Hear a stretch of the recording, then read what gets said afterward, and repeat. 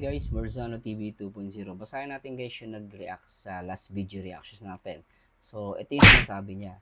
Ma'am Imelda Rosetes, hindi yung love team ang toxic. Ang mga people na judgmental na mapa-issue.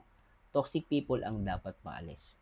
Ako naniniwala po ako dyan at agree ako dyan kasi kung ako po tatanungin nyo, no, yung love team naman kasi itself, okay po siya eh. Good vibes, very entertaining.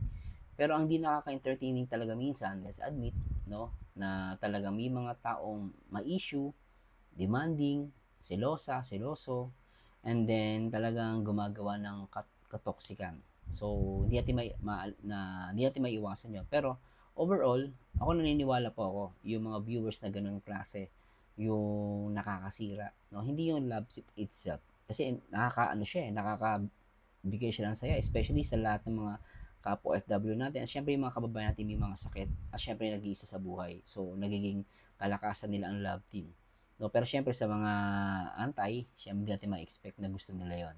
Pero one more thing is mas marami pa rin talaga yung nagmamahal dito sa mga love team at sa tandem. So, yun ang po masasabi ko. Pero kayo guys, anong mga comment niyo? Comment na kayo para sa next video reaction natin. Eh, kayo mabasa ko. So, thanks so much guys and see you next time. Bye-bye.